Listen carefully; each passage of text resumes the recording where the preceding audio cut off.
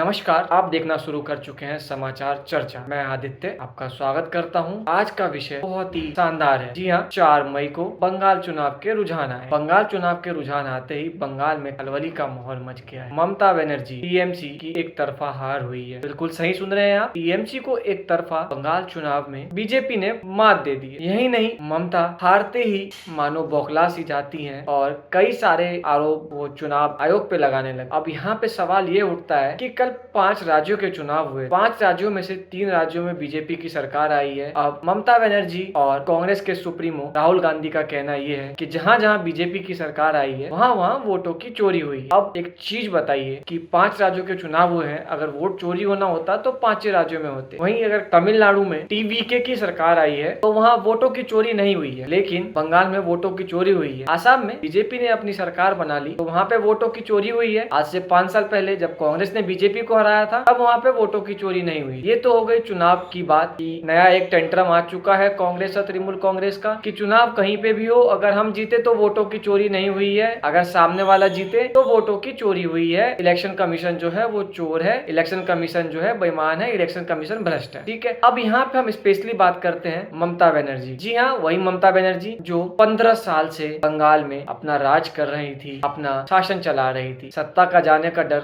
सबको होता है, इसमें कोई दोहराई नहीं है। सत्ता जब जाती है तो सबको ऐसे ही खलबली सी मचती है। ऐसा ही कुछ हुआ इस बार हमारी दीदी के साथ। मैं आपको एक चीज क्लियर कर दूं, ना ही मैं यहाँ पे कोई बीजेपी का प्रवक्ता हूँ, ना ही मैं कोई कांग्रेस का प्रवक्ता। हमें हकीकत जाननी होगी और हमें सच्चाई दिखाना होगा। जी हाँ, मैं अगर एक नॉर्मल इंसान की तरह बात करूं तो हमें बंगाल में पिछले 15 साल में क्या कुछ नहीं देखा। ठीक है, अगर मैं आपको हाल फिलहाल के कुछ कांड याद दिलवा दूं तो ममता बनर्जी की हार का कारण भी आपको स्पष्ट हो जाएगा। जी हाँ, बिल्कुल सही सुन रहे हैं आप, ममता बनर्जी को बीजेपी ने नहीं हराया है, ममता बनर्जी खुद हारी है। ममता बनर्जी के हारने का कारण खुद ममता बनर्जी के भतीजे ममता बनर्जी के पार्टी के लीडर्स हैं, ना कि बीजेपी। वो कांग्रेस जो अपना खाता तक नहीं खोल पाई बंगाल में, वो भी कहती है कि बंगाल में वोटों की चोरी हुई है, नहीं तो हम सरकार बना लेते। अरे यार, कम से कम अपना सीट खाता तो खोल लेते, तब तो तुम सरकार बनाते। खैर छोड़िए, कांग्रेस तो है भी नहीं। अब राहुल गांधी जी का पॉलिटिकल करियर कब सुधरेगा, उस दिन के भी हम भारतीयों को बहुत बेसब्री से इंतजार है। अब बात करें ममता बनर्जी की तो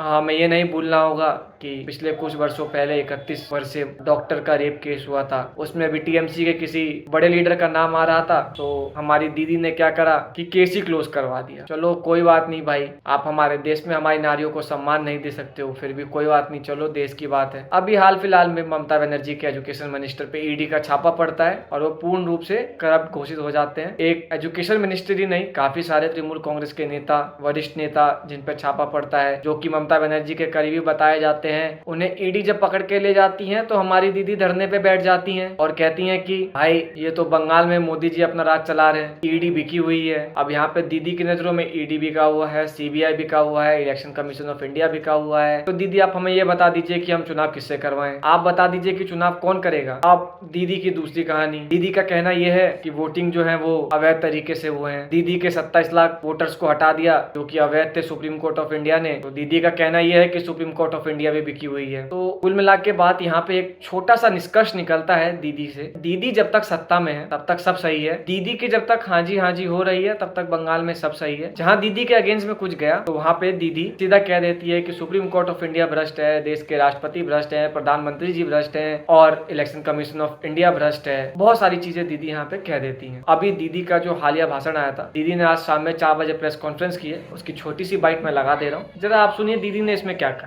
কেন কিসের জন্য আমরা তো হারিয়ে নিয়ে যাব, হারলে আমি যদি শপথ নিতে যেতাম তাহলে আমি রেজিগনেশনটা করতাম। এখন তো কোশ্চেন ডাজন্ট অ্যারাইজ। জোর করে দখল করে যদি কেউ মনে করে যে আমি কি রেজিগনেশন দিতে হবে, no, not that. Now also I want to say that we didn't lose the election, it is there forceful attempt to defeat us. जी हाँ, वीडियो आपने सुन ली होगी। बाइट में दीदी क्या कह रही हैं। दीदी ने सीधा सीधा बोला है कि जो चुनाव है वो पूर्ण रूप से अवैध है, हम इन चुनावों को नहीं मानते। दीदी के चक्कर में कई जगहों पे दोबारा चुनाव करवाए गए, 2-3 सीटों पे जहाँ पे दीदी के भतीजे अभिजीत चटर्जी लड़ रहे थे, लड़ेंगे, खैर जीतेंगे तो वो भी नहीं, लेकिन दीदी के लिए दोबारा वहाँ पे चुनाव करवाया गया, लेकिन दीदी फिर भी संतुष्ट नहीं है। तो दीदी संतुष्ट कब होंगी? दीदी संतुष्ट एक ही केस में होंगी, जब दीदी अवैध बांग्लादेश के लोगों को हमारे देश में ले आएंगी, आएंगी, दीदी की सरकार आ जाएगी, दीदी के हिसाब से बंगाल चलेगा, दीदी के हिसाब से देश चलेगा, तब उसके बाद दीदी संतुष्ट होंगी। अन्यथा दीदी कभी संतुष्ट नहीं होंगी। दीदी ऐसे ही आरोप प्रत्यारोप लगाती रहेंगी। आरोप प्रत्यारोप लगाना बहुत अच्छी बात है, एक ये डेमोक्रेसी की पहचान भी है, लेकिन आप सीधा ये कह दो इलेक्शन कमीशन ऑफ इंडिया ही बिका हुआ है, तो ऐसा नहीं होता है ना। अब यहाँ पे कुछ वरिष्ठ पत्रकार हैं, नाम नहीं लूंगा, वो भी पूरा समर्थन करते हैं चुनाव तो अवैध तरीके से हुए हैं, मीडिया गोदी है। ठीक है, गोदी मीडिया है, जनता तो गोदी नहीं है ना, वोट तो जनता नहीं डाले हैं। दीदी आप ईवीएम के बाहर जाके आप बैठ गए दीदी ने इस चुनाव में, लेकिन एक बात तो है, दीदी ने इस चुनाव में पूरा एड़ी चोटी का जोड़ लगा दिया कि कैसे जीत। जब पहले